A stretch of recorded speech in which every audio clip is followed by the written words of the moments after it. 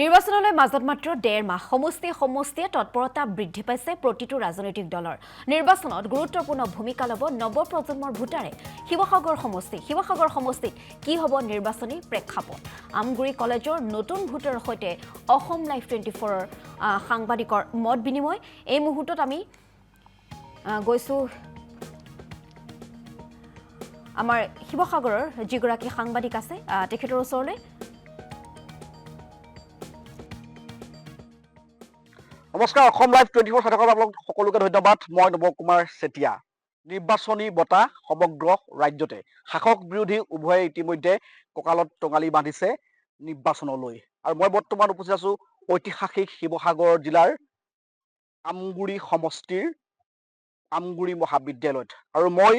পোনে পোনে নৱপ্ৰজন্মৰ যুৱ প্ৰজন্মৰ যিসকল ভোটাৰ আছে এই ভোটাৰসকলৰ মনোভাৱ ল'বলৈ আহি উপস্থিত হৈছোহি যে এইসমূহ নৱপ্ৰজন্মৰ ভোটাৰে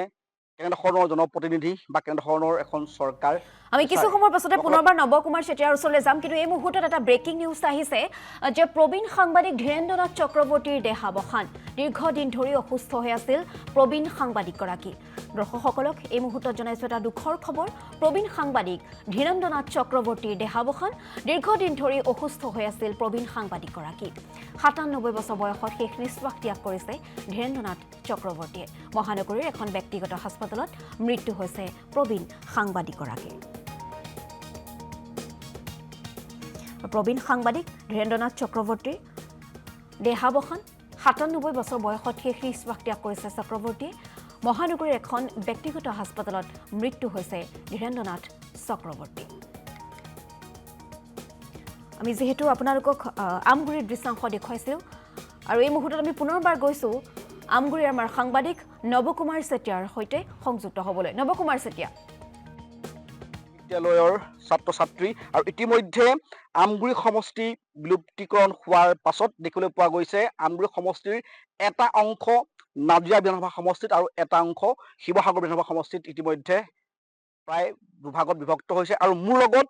দুয়োটা সমষ্টিৰ ছাত্ৰ ছাত্ৰী মোৰ লগত উপস্থিত আছে আৰু এই ছাত্ৰ ছাত্ৰীসকলৰ মনোভাৱ আজি মই ল'ম পোনে পোনে আৰু এই ছাত্ৰ ছাত্ৰীসকলে আচলতে নৱপ্ৰজন্মৰ ছাত্ৰ ছাত্ৰীসকলে কেনে এখন চৰকাৰ বিচাৰে কেনেধৰণৰ এজন জনপ্ৰতিনিধি বিচাৰে মই তোমাৰ ওচৰলৈ পোনে পোনে আহিছোঁ আৰু বৰ্তমান যিখন চৰকাৰ আছে চৰকাৰখনক লৈ তুমি কিমান দূৰ সুখী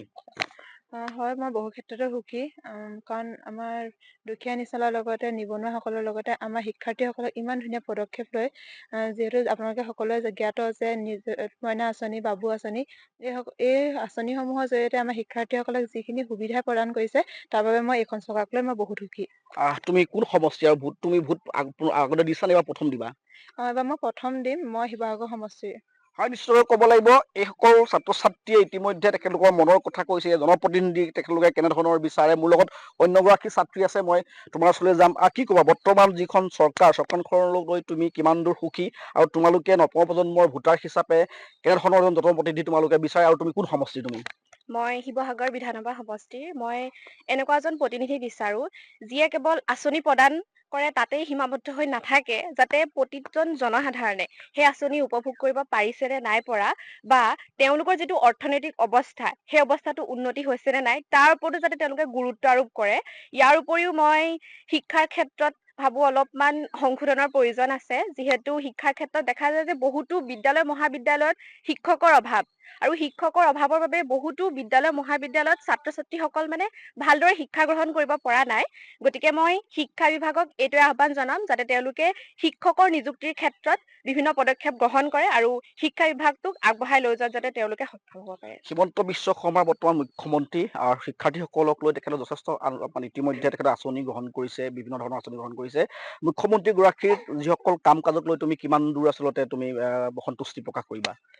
তেওঁ যিহেতু বিভিন্ন আঁচনি প্ৰদান কৰিছে আৰু সেই আঁচনি দেখা যায় যে বহুতো দুখীয়া ল'ৰা ছোৱালীয়ে লাভ কৰিছে গতিকে এইটো ক্ষেত্ৰত মই বহুত ভালেই পাইছো যিহেতু যিসকল ছাত্ৰ ছাত্ৰী যোগ্য তেওঁলোকে এইটো ক্ষেত্ৰত আঁচনিও লাভ কৰিছে আৰু বিভিন্ন ধৰণৰ স্কলাৰশ্বিপো লাভ কৰিছে গতিকে এইটো ক্ষেত্ৰত মই বহুতেই সুখী কিন্তু কিছুমান ক্ষেত্ৰত দেখা যায় যে এগৰাকী ছাত্ৰ বা ছাত্ৰী যিখিনি অকল পঢ়াৰ ক্ষেত্ৰতে মেধাৱী নহয়, তেওঁলোকৰ বিভিন্ন স্কিল থাকে। গতিকে এই স্কিলখিনি তেওঁলোকে বিভিন্ন সুযোগ সুবিধা পালেহে তেওঁলোকে নিজক বিকাশ কৰিব পাৰিব। গতিকে বিদ্যালয় মহাবিদ্যালয়ত এনেকুৱা কিছুমান পদক্ষেপ গ্ৰহণ কৰা উচিত যাতে ছাত্ৰ-ছাত্ৰীয়ে অকল পঢ়া-শুনাক লৈ নহয়, তেওঁলোকৰ অন্যান্য দিশসমূহক লৈ যাতে আগবাঢ়ি যাব পাৰে। শিৱসাগৰ বিধানসভা সমষ্টি তুমি ভোটাৰ অধিকাৰ সাব্যস্ত কৰিবা। শিৱসাগৰ বিধানসভা সমষ্টিত তুমি কেনেধৰণৰ জনপ্ৰতিনিধি তুমি বৰ্তমান এইবাৰ ছাব্বিছত বিচাৰা? উম, যিহেতু শিৱসাগৰখনক লৈ যিহেতু অসমৰ এখন গুৰুত্বপূৰ্ণ ঠাই শিৱসাগৰ জিলা, গতিকে শিৱসাগৰখন এখন পৰ্যটকথলী। ইয়ালৈ বিভিন্ন পৰ্যটকৰ আগমন হয়। গতিকে শিৱসাগৰখন যাতে তাৰ যিসমূহ ৰাস্তা পদূলি আছে, বিদ্যালয় মহাবিদ্যালয়সমূহ আছে, এইসমূহৰ যাতে তাৰ যোনখিনি আন্তঃগাঁথনি সেইখিনি যাতে ভাল হয়, মই সেইটোৱে বিচাৰিম। আৰু বিভিন্ন ঠাইত দেখা যায় যে ছাত্ৰ-ছাত্ৰীসকলে পঢ়াৰ ক্ষেত্ৰত কিছুমান সুবিধা নাপায়। গতিকে এই সুবিধাসমূহো তেওঁলোকে যাতে সুবিধা